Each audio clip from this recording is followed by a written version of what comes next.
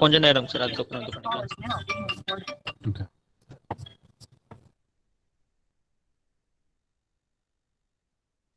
அனைவருக்கும் வணக்கம்.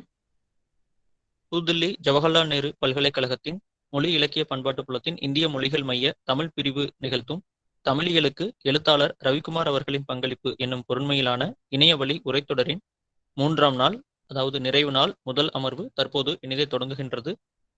இந்நிகழ்வில் தலைமை உரை வழங்க உள்ள எம் இந்திய மொழிகள் மையத்தின் தலைவர் பேராசிரியர் ஓம் பிரகாஷ் சிங் அவர்களையும், ஏற்புரை வழங்க உள்ள முனைவர் ரவிக்குமார் அவர்களையும், மற்றும் இந்நிகழ்வில் இரு அமர்வுகளிலும் உரை வழங்க உள்ள உரையாளர்கள் முனைவர் செல்லத்துறை சுதர்சன் அவர்களையும், முனைவர் பே செல்வகுமார் அவர்களையும், மற்றும் பேராசிரியர்கள், ஆய்வாளர்கள், மாணவர்கள், தமிழ் ஆர்வலர்கள் உள்ளிட்ட பங்கேற்பாளர்கள் அத்துணை பேரையும் JNU தமிழ் பிரிவின் சார்பில் அன்புடன் வரவேற்கின்றோம்.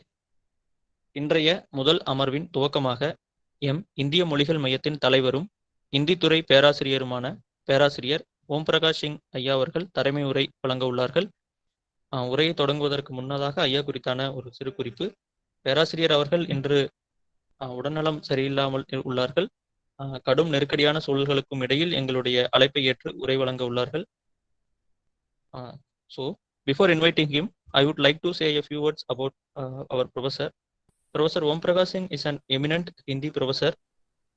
Today he is being ill. As he has been ill, despite of having ill, he accepted our wish and he is going to deliver his inaugural address. He is supporting and encouraging in all the activities being conducted by our Tamil stream. So now I kindly invite our chairperson, Professor Om Prakash Singh, to deliver the inaugural address for this session. Sir, over to you, sir. Hello. हाँ, धन्यवाद. आज मेरा स्वास्थ्य थोड़ा खराब है, गला साथ नहीं दे रहा है, लेकिन फिर भी मैं आप लोगों के साथ थोड़ी देर तक जितना पॉसिबल होगा उतनी बातचीत मैं करूंगा. मुझे बड़ी खुशी है कि आज हमारे साथ रवि कुमार जी हैं. पिछले दिनों में भी इनसे जवाहरलाल नेहरू विश्वविद्यालय के भारतीय भाषा केंद्र में मेरी मुलाकात हुई थी और कुछ ऐसी चीजों पर बातचीत भी हुई थी जिसकी चिंता जितनी रवि कुमार जी को है उतनी ही हम लोगों को भी है. We are also worried about that. मैं अपनी खुशी जाहिर करता हूं कि हमारे यहाँ तमिल डिपार्टमेंट एक आयोजनों की लंबी श्रृंखला, एक चेन सा चला रहा है. जहां तक हुआ कि कोरोना ने अगर हमें कुछ तकलीफ दी, कुछ कष्ट दिया, कुछ काम करने का ढर्रा बदला, तो कोरोना के कारण हमें एक फायदा ये भी हुआ कि तमाम विषयों पर जिन पर हम एक साथ इकट्ठे होकर के बात नहीं कर पाते थे उन पर ऑनलाइन बात करने लगे. और उस बातचीत के सिलसिले में कम से कम मेरे यहाँ ये हुआ कि भारतीय भाषा केंद्र अपने सभी दूसरे निकायों के साथ किस तरह से काम कर रहा है, उनका क्या क्या कार्य है, इसके बारे में हमें जानने का अवसर मिला. और जब हम यह जान पाए कि हमारे तमिल प्रोफेसर्स कितना अधिक काम कर रहे हैं तो हमें यह खुशी हुई. यह आज जो हम लोग इकट्ठा हुए हैं, यह इकट्ठा होना एक आयोजन का हिस्सा है और एक ऐसा आयोजन जिसका चेन लंबा है, जिसकी श्रृंखला लंबी है, जिस श्रृंखला में और कई लेक्चर होने हैं. पीछे हम लोगों ने कुछ तमिल व्याकरण पर बात की, तमिल भाषा पर बात की. आज जो हम लोग बात करने जा रहे हैं और रवि कुमार जी के निमित्त, रवि कुमार जी के बहाने जिन चीजों पर बात होने जा रही है वह तमिल फिलोलॉजी, तमिल का भाषा शास्त्र. मुझे इस बात पर भी खुशी है कि तमिल के व्याकरण और तमिल के भाषा साज पर बात करने के लिए हमारे यहाँ की तमिल स्ट्रीम ने एक श्रृंखला का आयोजन किया है, और जिस श्रृंखला के अंतर्गत कई रिनाउंड तमिल विद्वानों के ऊपर भाषण होना है, विचार होना है, बातचीत होनी है। उस बातचीत की यह एक कड़ी है। इस कड़ी में अगर हम कुछ तमिल फिलोलॉजी के बारे में बातचीत कर सके, कुछ तमिल साहित्य के बारे में बात कर सके, कुछ ऐसे कामों के बारे में बात कर सके जो तमिल भाषा में हो रहा है, तो शायद ये हमारी एक बहुत बड़ी उपलब्धि होगी। अभी कुछ देर पहले दामोदरन जी से मेरी बात हो रही थी, और उस बातचीत के क्रम में जो इन्होंने बताया कि इस श्रृंखला में, जिसमें कि प्रोफेसर ई अन्नामलाई पर बात हो चुकी है, कोठांडारम पर बात करने की योजना है, गुडांडारम पर बात करने की योजना है, अगर इन योजनाओं को कार्य रूप में परिणत कर लिया जाए तो तमिल भाषा के साथ साथ हम जो गैर तमिलियन है, जो लोग तमिल भाषा नहीं जानते, कुछ कुछ इनके बारे में थोड़ी थोड़ी हमें भी जानकारी मिल जाएगी। यह एक हमारे लिए मार्गदर्शक कदम होगा, और इसके लिए मैं प्रोफेसर दामोदरन की सराहना करता हूं कि वे इस तरह के कार्यक्रमों का आयोजन करके जवाहरलाल नेहरू विश्वविद्यालय के भारतीय भाषा केंद्र को एनरिच कर रहे हैं, मजबूत बना रहे हैं। मित्रों, थोड़े पहले जो मैंने संकेत किया कि हम लोगों की चिंता भी थी और हम लोगों का यह प्रयास भी है कि हम अपने यहाँ तमिल में एमए का पाठ्यक्रम शुरू कर सके। अभी तक हम रिसर्च में बात कर रहे हैं, एमफिल की बात कर रहे हैं, लेकिन इसी के साथ साथ अगर हम एमए के पाठ्यक्रम से जुड़ करके कुछ लंबी चौड़ी बातें आप लोगों के साथ कर सकेंगे तो यह हमारी सार्थकता होगी।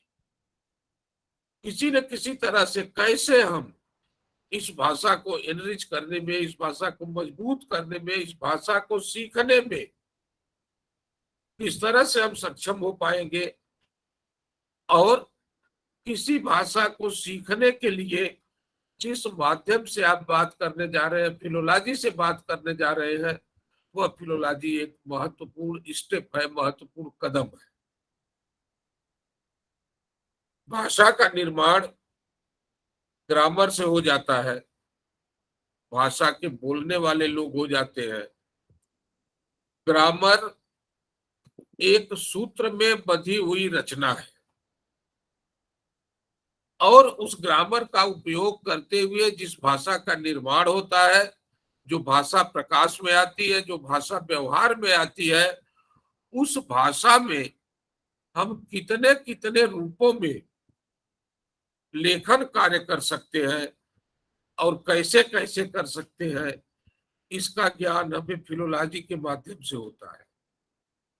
एक लेखक जब लिखता है और उसके लेखन को जब और लोग पढ़ते हैं तो वह केवल उसका लेखन ही नहीं होता, केवल उससे कंटेंट ही लोग नहीं लेते, बल्कि उसके माध्यम से भाषा का भी परिमार्जन होता है, भाषा का भी निर्माण होता है। किसी पत्रिका का निकालना, पत्रिका के माध्यम से पाठकों तक पहुंचना, पुस्तकों के माध्यम से पाठकों तक पहुंचना, और विभिन्न क्षेत्रों, जो अनुशासन के क्षेत्र है, जो ज्ञान के क्षेत्र है, जो भाषा के क्षेत्र है, भाषा के उन क्षेत्रों का इस्तेमाल करते हुए, उन क्षेत्रों में प्रवेश करते हुए पत्र पत्रिकाएं निकालना, पुस्तकें लिखना, संपादित करना, मतलब किसी न किसी रूप में अपनी ज्ञान राशि को पाठक के सामने तक पहुंचाना, यह एक भाषा शास्त्री के लिए बहुत बड़ी चुनौती है, और रवि कुमार जी इस चुनौती से झेल रहे हैं, या इस चुनौती को झेल रहे हैं। वे न केवल साहित्यिक, आलोचकी, भाषा वैज्ञानिक, इन्वायरमेंटल से जुड़ी हुई, या जो शोध हो रहे हैं, जो रिसर्च हो रहे हैं, उन सबको सामने ले आने के लिए न केवल इन 3-4 पत्रिकाओं के माध्यम से अपनी बात रख रहे हैं, इन पत्रिकाओं के माध्यम से उन लेखकों की बातों को भी आपके सामने ले आ रहे हैं जो तमिल भाषा के निर्माण में तो नहीं कहेंगे, लेकिन जो तमिल भाषा के विकास में बहुत ही महत्वपूर्ण है। हम कैसे देखें कि हमारे साहित्य में क्या हो रहा है, हम कैसे देखें कि हमारे समाज विज्ञान में क्या हो रहा है, हम किस तरह से यह देख पाए कि जो हमारे आज के तमाम विमर्श हैं, खास तौर से दलित विमर्श, स्त्री विमर्श, आदिवासी विमर्श, और अब तो धीरे धीरे थर्ड जेंडर का विमर्श भी चलने लगा है। इन विमर्शों के माध्यम से क्या हो रहा है, हमें इससे परिचित होना होगा। और जब तक हम ये परिचय प्राप्त नहीं करते, तब तक अपनी भाषा पर, अपने साहित्य पर हमारा ज्ञान अधूरा होगा। संकेत मेरा उस तरफ है कि रवि कुमार जी को ऐसी कौन सी आवश्यकता महसूस हुई कि ये दलित पत्रिका का संपादन करने लगे। ये दलित विमर्श आज के साहित्य का एक अनिवार्य अंग है, आज के साहित्य का एक अनिवार्य हिस्सा है, आज के समाज का एक अनिवार्य हिस्सा है, और बिना इस पर बात किए हुए हम आगे नहीं बढ़ सकते। हमें बात करने की इस पर जरूरत है। इसी तरह से एक बायोमंथली जर्नल जिसका कि प्रकाशन इन्होंने प्रारंभ किया तमिल बोध के नाम से। तमिल में क्या है, कैसे है, तमिल साहित्य में क्या है, तमिल समाज में क्या है, कम से कम हमें इसका बोध हो, हमें इसका ज्ञान हो, और इस ज्ञान के लिए इस तरह का ये प्रयास कर रहे हैं। यह एक अनूठा प्रयास मित्रों, जैसा कि मुझे मालूम हो पाया है कि रवि कुमार जी अब तक तमाम पुस्तकों का लेखन, संपादन ये कार्य कर चुके हैं। अनुवाद के कार्यों की तरफ भी इनकी निगाह है कि जो चीजें हमें सीधे सीधे मिल जाती है उनको तो हम सीधे सीधे पढ़ ले, अपनी भाषा के माध्यम से पढ़ ले, अपने साहित्य के माध्यम से पढ़ ले, और जो चीजें हमें अपने भाषा, अपने साहित्य के माध्यम से नहीं मिलती उन्हें हम अनुवाद के माध्यम से पढ़ ले। तो एक भाषा शास्त्री जब काम करता है तो भाषा शास्त्री अपने अनेक रूपों में इसे सामने लेकर के आता है, पत्रों के माध्यम से, पत्रिकाओं के माध्यम से, पुस्तकों के माध्यम से, अपनी लिखी हुई पुस्तकों के माध्यम से, संपादित की हुई पुस्तकों के माध्यम से। जो मुझे बताया गया कि ऐसे 60 काम रवि कुमार जी पूरा कर चुके हैं, 60 के आसपास, और यह एक बहुत बड़ा काम है। मैं यह नहीं गिनाना चाहूंगा कि रवि कुमार जी को कितने पुरस्कार मिले हैं या अब तक कितने रिसर्च पेपर लिख चुके हैं। यह एक अलग विषय है। अलग अलग चीजों पर विचार करना और उसे लिपिबद्ध करना, लिखना, यह एक विचारक का काम है। और विचारक जब एक साफ सुथरी सदी हुई भाषा में इन चीजों को लेकर आता है तो वह इन चीजों के माध्यम से एक भाषिक समाज का निर्माण करता है। रवि कुमार जी का यह कार्य उल्लेखनीय है, और इन्होंने अपने लेखन के माध्यम से तमिल भाषा में जो कुछ लेखन किया, अंग्रेजी में जो कुछ लेखन किया, दूसरी भाषाओं में जो कुछ लेखन किया, उस लेखन से न केवल एक क्षेत्र समृद्ध हुआ है बल्कि भारतीयता समृद्ध हुई है। मैं ऐसे लेखन के लिए आपको साधुवाद देता हूं और यह कामना करता हूं कि निरंतर स्वस्थ रहते हुए आप इस तरह का कार्य करते रहे, हम लोगों को संबल मिलता रहेगा।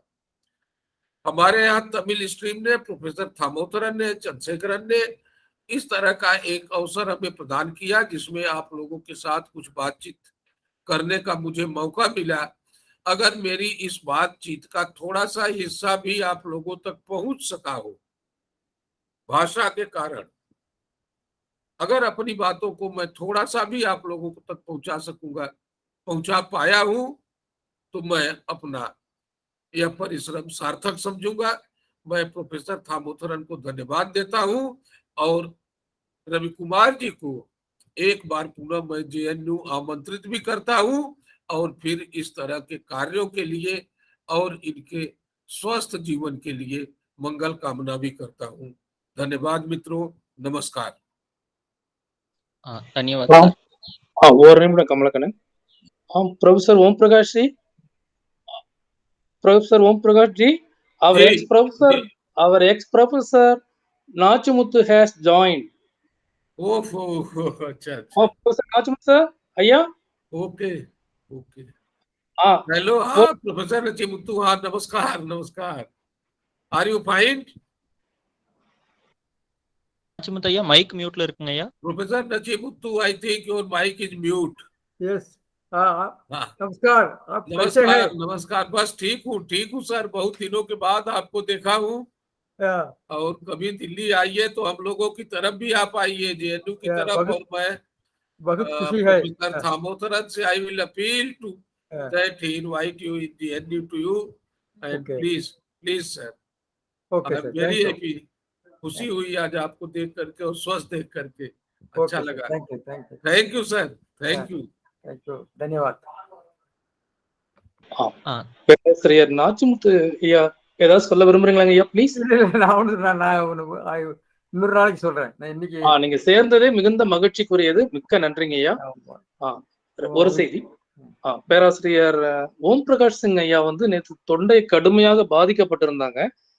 ஆனாலும் எப்படியாவது நான் இன்னைக்கு சொல்லிட்டு தான் போவேன்னு ஒரு பிடிவாதத்தோடு இருந்தாங்க. குறிப்பா நிறப்பிரிகை, மணற்கேன் இந்த 2 சொற்களையும் அவங்க பேசுவதற்கு பயிற்சி எடுத்தாங்க. கொஞ்ச நேரத்துக்கு முதல்ல எனக்கு பேசி எது அவங்க வர விட்டுட்டாங்களே தவிர அந்த 2 சொல்லையும் பயன்படுத்தணும்னு நினைச்சாங்க. தலைவர் திருமாவளவன் ஐயாவும் தோழர் ரவிக்குமார் ஐயாவும் வந்து சந்தித்தது அவங்களுக்கு மிகுந்த மகிழ்ச்சியா இருந்தது அவங்களுடைய அறையில. அதனால கட்டாயம் நான் இருந்து செய்வேன்னு சொன்னாங்க. குறிப்பா இவங்க 2 பேரும் ஒரு வேண்டுகோள் வைத்திருந்தாங்க. தமிழ்துறை தொடங்க வேண்டும் சொல்லிட்டு துணைவேந்தரிடமும் சொல்லியிருந்தாங்க, சேர்பர்சன், டீன் எல்லார்ட்டையுமே சொல்லியிருந்தாங்க. அது வந்து அவருக்கு பிடித்திருந்தது.